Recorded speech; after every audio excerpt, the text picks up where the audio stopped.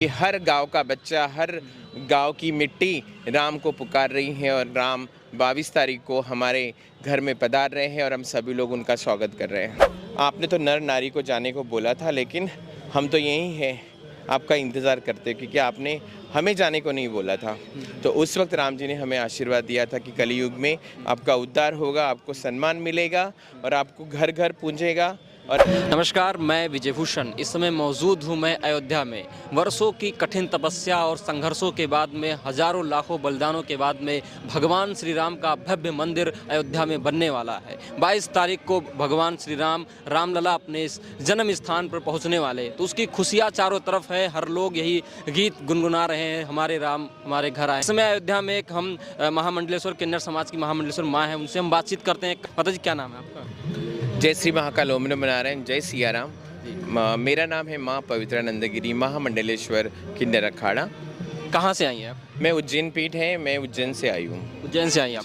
कैसा लग रहा है आपको अयोध्या में आकर? ये 500 वर्षों का वनवास खत्म हो रहा है और भगवान श्री राम फिर से अपनी जन्मभूमि पे आ रहे हैं। जी, बहुत खुश हैं। मेरा समाज, मैं और मेरे पूरा देश खुश है।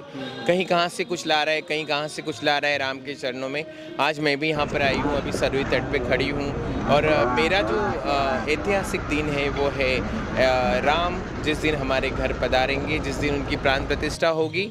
और ऐसे लग रहा है कि साल में हम इंतज़ार करते हैं कि दिवाली साल में एक बार आती है, तो हम हमेशा शॉपिंग करना है, ये करना है, वो करना है। तो वैसे ही ये दिन और ये दशहरे से लेकर दिवाली तक जो होता है, ये वाला जो दिन है, ये पूरी दिवाली है। और हम लोग सभी लोग दिवाली मना रहे हैं। हमारे राम जी के आने का इंतज़ार, राम जब वनवास से वापस आए थे तो तभी दिवाली बनी थी, लेकिन ये दिवाली कुछ और अलग रंग लाती है और हमारे देश को एक सुखी और अच्छा वातावरण देती है। हर गांव का बच्चा, हर गांव की मिट्टी राम को पुकार रही है और राम 22 तारीख को हमारे घर में पधार रहे हैं और हम सभी लोग उनका स्वागत कर रहे हैं।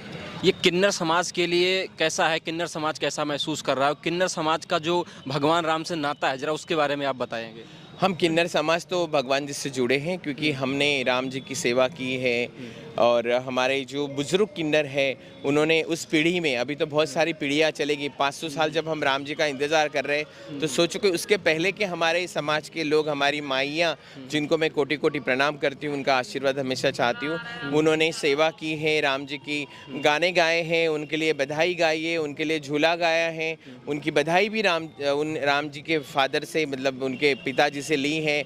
और आज भी अयोध्या में उनकी समाधियाँ है, उनके मंदिर है, जो हमारे बुजुर्ग किन्नर की अभी नहीं रहे हैं, तो लेकिन आज भी हम लोग उनके मंदिरों पे जाते हैं, माथा टेक के आते हैं, क्योंकि हमें आशीर्वाद चाहिए। जब राम वनवास जा रहे थे तो नर नारी किन्नर और अयोध्यावासी सभी लोग सरयू किनारे आए थे राम जी को विदा करने के लिए।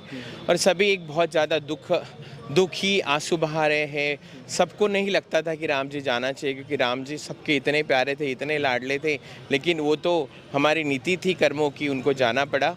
और जब वो यहाँ से सरयू पार कर रहे थे तो उन्होंने आदेश दिया था कि नर नारी आप लौट जाओ। लेकिन हमारे जो किन्नर थी, हमारी माएँ थी, वो सरयू तट पे खड़ी थी, क्योंकि उन्होंने नर नारी को जाने को बोला था।